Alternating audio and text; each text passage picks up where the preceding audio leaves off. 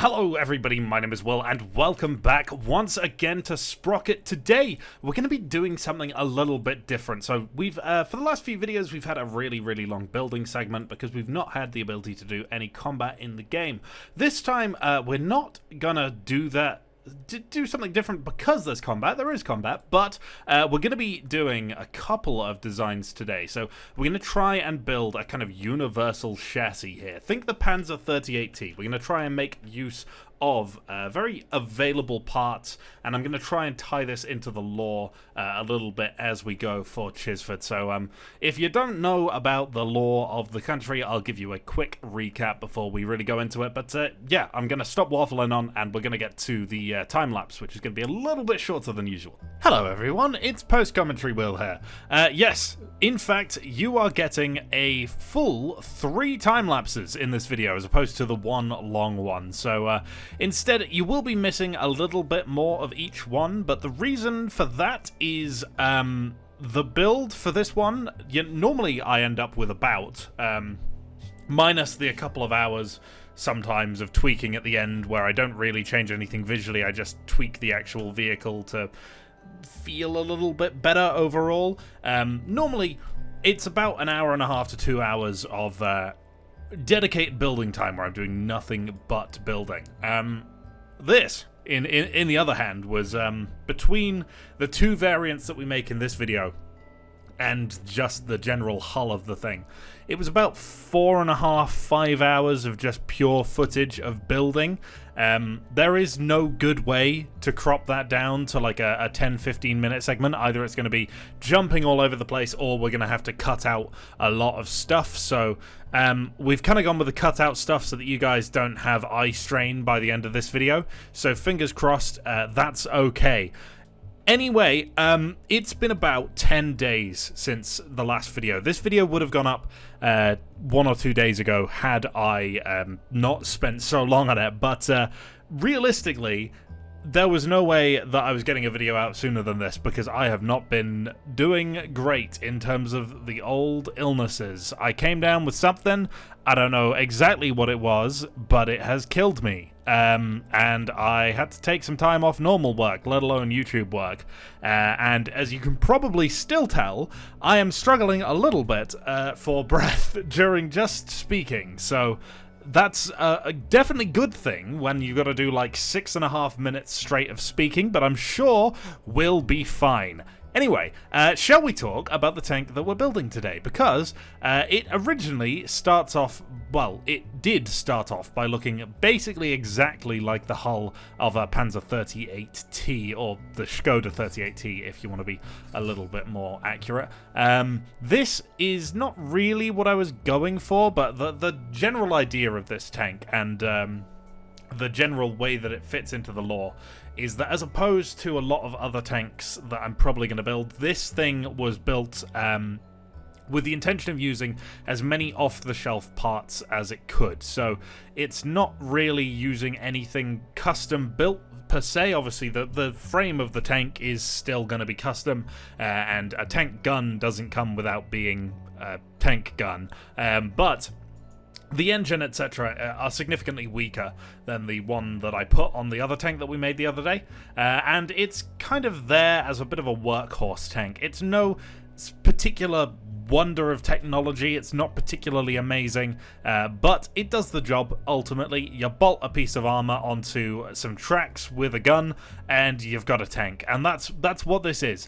It's meant to just make up numbers and be a very diverse chassis that they can originally they can use it as a tank, but as they understand the situation of tank design is that in a few years it's going to be an obsolete tank and the chassis won't be suitable for service as a frontline vehicle, so it'll have to adapt to other roles. For instance, turning it into a casemate tank destroyer where you can put a bigger gun on it, which can just scrap a little bit more usefulness in tank versus tank engagements out of the hull.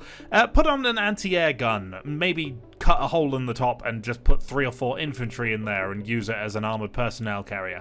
Those kind of roles that a lot of tanks have ended up being relegated to in the Second World War. Think how the FT-17 went from World War I and served basically all the way through World War II just in auxiliary roles.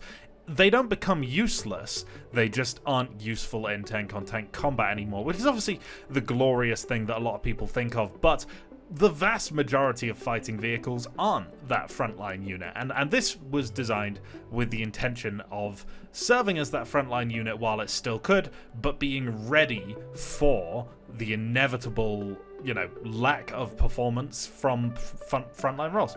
So, yeah, very underpowered engine, fairly weak overall tank, but it still has a fair chunk of armor on the front, and it's got the same anti-tank gun that the previous tank we made in the last, like, lore-focused video had. If you don't know the lore, by the way, of this place, then I will pop up the map now for you, I reckon is a decent time as any, and you can see the world that we're in. Generally speaking, the way it works is it's kind of Chisford versus everyone. There's some alliances going on and stuff, but we won't linger on it too much because I'm going off the assumption that most of you have probably seen the last video that I made with this, because it did fairly well. If that is not the case, then I apologize, and feel free to pop into my Discord, which is in the description below, and I will be happy to explain a little bit more to you. I should probably also make a channel which just kind of has it all written out, but yeah, long story short, this country that's making this tank versus everyone, basically. Okay, so what I've done here is I've dug myself a hole. So, as you can see, we have the chassis of a tank. It's very, very Panzer 38T. I'm a huge fan of the Panzer 38T, as you may have seen in other videos where we've ended up with tanks that look a lot like the Panzer 38T. And we have about 130-ish horsepower in here, 60mm of frontal armor, and this is obviously just the hull of the tank.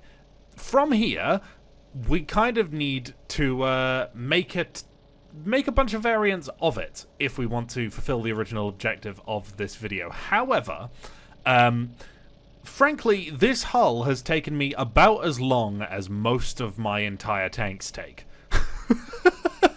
I just seem to be spending longer and longer on these, which probably is a good thing, but yeah, in this case, it means I am very rapidly running out of time. So, we shall see. We shall see how much we actually get done today. I'm still hoping for 2 versions, but yeah, maybe, maybe not. Who knows?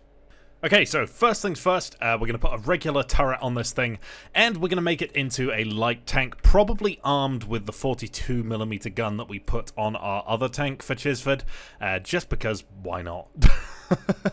It works. So yeah, we're still very much in the Panzer 38T looking phase of this vehicle, but we're about to put on a turret which is, I mean, generally in terms of form, it's Panzer 38T because that kind of a turret just fits on this hull, but there's definitely some inspiration seeping in from Japanese designs as well. So I was looking at not only the Panzer 38T, but also the Chinu for this kind of a vehicle. So hopefully you can see the influence from both there, and it kind of makes sense. This would probably, for the most part, during its frontline use, be used not as like a traditional cavalry or like light tank. This would be more of your infantry supporting a larger push kind of a vehicle. Guess if we're putting it in British terms, an infantry tank. However, it's not hugely slow. It's not rapid by any stretch of the imagination, but if I say infantry tank, you're probably thinking Churchill or Valentine, which is not quite how slow this is going, but it's not going as fast as you would expect from like a Panzer II or other, you know, period light tanks that would be around if this was in the real world. Then would have been around about when this thing saw service. So yeah, definitely more of probably a medium to medium heavy tank. Assault tank, I think, is what the Americans called them. Yeah, that's what it is. I also, at some point, I'm sure you saw, I had the machine gun on the other side of the hull there, which just made no sense, and after a certain amount of building, I was like, that just, yeah, that shouldn't be there. So I've moved that over. Now the driver sits there on the left. You can see that he's in there. I just wanted to make sure that the chassis was perfectly mobile on its own. I drove it around earlier, as you could see, so We've already got that guy in there, which allows us to get an indication of where the machine gunner will be as well, because he'll be roughly alongside him, which allows us to put our turret on without having to worry about eventually not having enough space for the driver or the commander. Probably something I should do a little bit more often before I put my turrets on, to be entirely honest. But yeah, it is what it is. I also think this is one of the first tanks that I've built in a little while, which I feel like matched the scale properly of everything. The MBT I made in the last video, which did really well, thank you very much, probably just a little bit off scale, a little bit on the small side. It looked very good at the end of the day, and ultimately the crew fit inside, so it did the job. But I was really hoping to get it up to more like 40-45 tons, but we ended up around 36 tons. This thing sits at about 11.25 tons, which is a pretty reasonable weight if you ask me for a tank of this caliber. Maybe a little bit on the low side. It might still be a little tiny bit small, but I don't think it's too far off. You know, there's plenty of room, and once we get to the later bit of this video where we're building the anti-air turret, you'll be able to see the people that are inside the tank from outside the tank, because it's open top. That was a very weird way of saying that, but that'll give you a better idea of scale than this internal view should. I'm just putting some doors on the side. It's something that I did earlier, which I'm sure you can see. That's for, obviously, ingress, egress of the turret when, you know, stuff like the tank is on fire. There's a test called that, isn't it? Like, oh god, the tank is on fire. Something like that. How fast can you get out of a tank? Those are great. I'd love to take part in one, but I know that I would just knock myself out because I am 6'1", and unfortunately, those of us who are 6'1" and have been in a tank before know that they're not built for people who are 6'1". You very quickly find your forehead familiarizing itself with the sharpest and most immediate piece of steel in the fighting compartment, but there you go. I'm sure that's not the case for things like the Abrams, more modern vehicles, but definitely in World War II. Being a big guy was not hugely favorable for you. Anyway, yeah. I didn't put a hole in the top of this turret for the commander's head to poke through, but I managed to poke his head through into the cupola without it classing as clipping. Is that a feature now? I feel like I missed that if that's a feature. But that's very nice if so, because it's quite a faff to put those holes in the top of the turret sometimes. Okay, well, we are a long time later again, and for you, it probably doesn't seem like that long, but I think I've cooked, to be entirely honest. I'm a huge fan of this thing. It's not the most interesting design in the world. It's very Panzer 38T. There's definitely some other bits and bobs going on, and now, obviously, because we have combat, we do actually have to fight a couple of ourselves here, so I'm just running to try and get some cover between me and them. So we get to put this 42mm gun to use. Now, because we have about 65mm of armor at the thickest on the front, and only about 82mm of penetration on the reading, I'm imagining it's going to be pretty hard to go through the front of one of these things with this 42mm gun. So we're probably going to have to station up and kind of wait for them to get closer here. Because they are quite a long way away, and at that distance I doubt it's hugely reliable that you go through.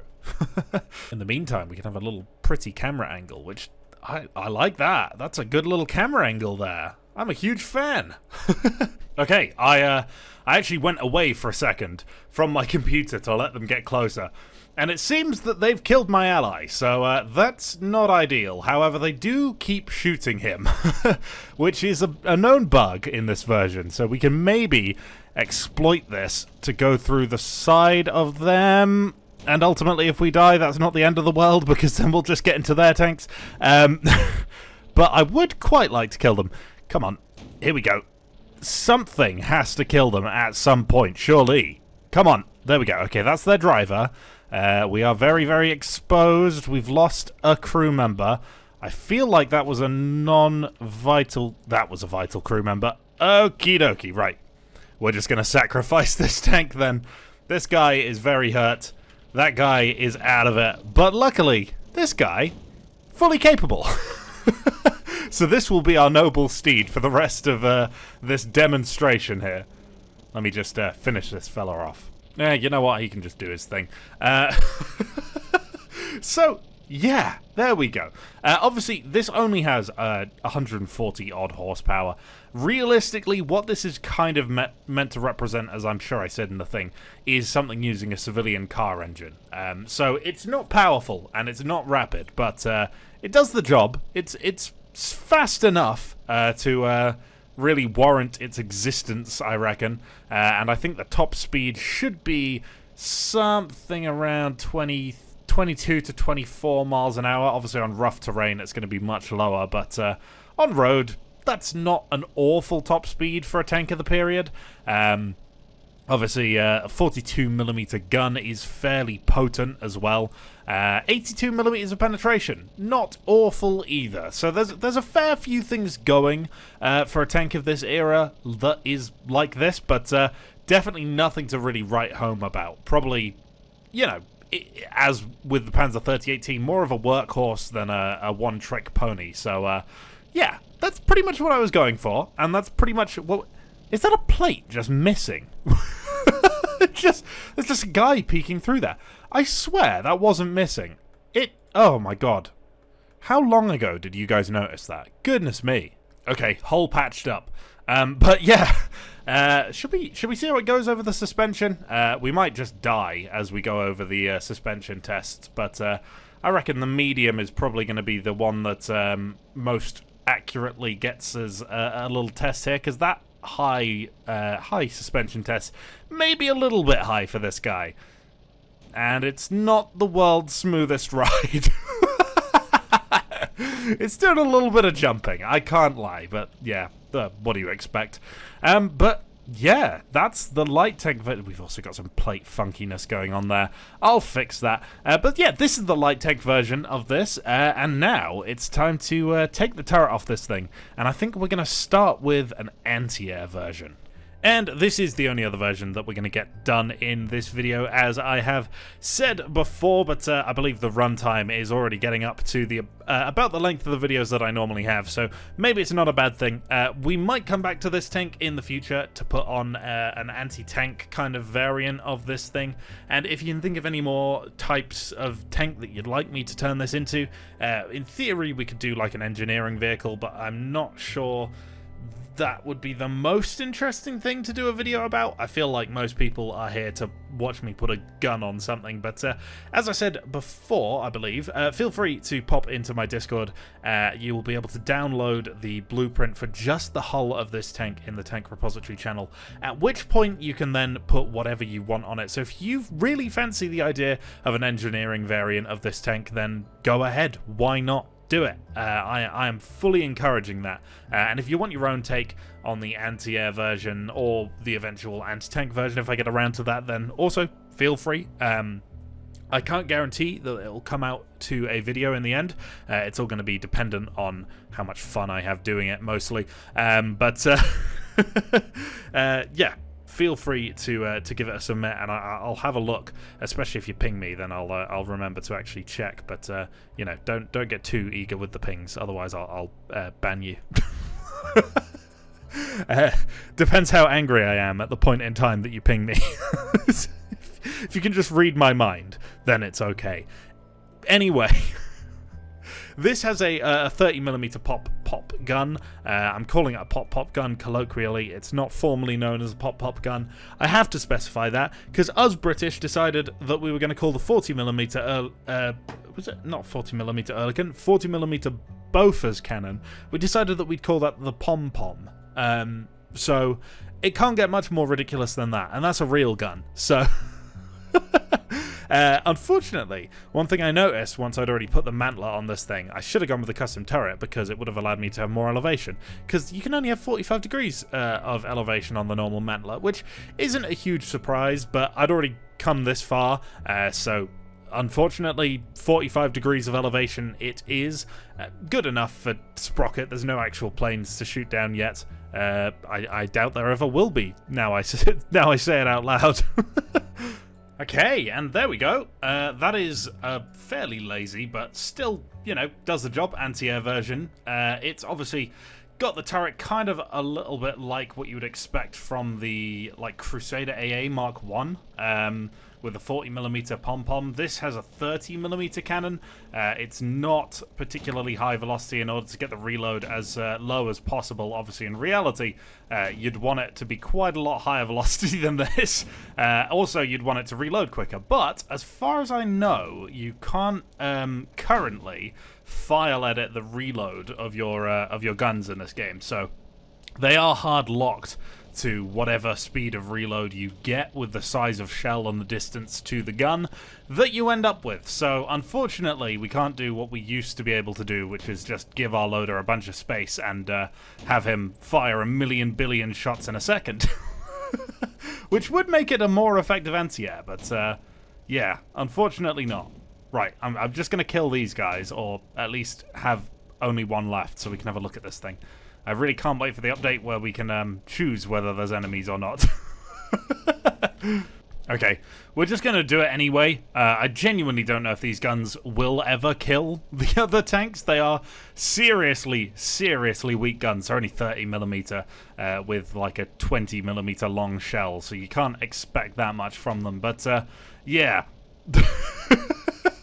As you can see, everything about the hull is the same, so the top speed should theoretically be the same. We did take out the hull machine gun, and we've just closed the little hatch there to show that off. But yeah, it's pretty much the same deal as you saw before, so it should do roughly the same on the suspension and on the top speed front. It doesn't have a floor in this turret, which I would have liked to do, to be entirely honest, but it was just fiddly. Honestly, it was just laziness at this point. This has taken me a very, very long time to even get to this point with this tank, so yeah, this will have to do for now. But what I will do is, in my Discord, which you can find linked in the description below, I'm going to give you 2 variants of the tank finished and then 1 unfinished. So there'll be this anti-air, there'll be the normal light tank, and then you'll be able to download just the hull with no turret on it. And feel free to basically do whatever you want with it. Come up with some crazy ideas for what this tank could have on it, come up with some crazy use cases, and we might, if we get enough, have a look through them on a video at some point, but no promises. That's going to be dependent on whether it's good content or not. But yeah, this is the anti-air version. Oh, we killed someone. And then, obviously, we also have our light tank version that we made earlier. These 2 here. I did make a couple of alterations between last time you saw this and now. Mostly, I lowered the profile somewhat of both the hull and the turret, so it's a little bit less top-heavy now. But yeah, generally speaking, that's pretty much the same. So that's... Oh, that stowage clipping through is always going to annoy me if I don't fix that. Don't worry, I'll fix that. But if you did enjoy this one, please leave a like, comment, and or subscribe on this video. Join my Discord in the description as well, and you can get the tank files for this. But without any further ado, that's all for today, and I hope to see you in the future. Bye-bye! And as always, a huge thanks to YouTube super supporters Someone, Swift the Fox, Rook Kovash, Adam Brachowski, Tetranaut, Ovariante Cataclysmo, Deathy05, The Cheeser, Xanatos Tas, Yanarman, Big Man, Peter Home, Peter Seifert, Chemjam135, Cody Fox, Rolsas Wocken, Marlon Gwecken, Stug3, and Terra. Thank you so much for your support. Bye!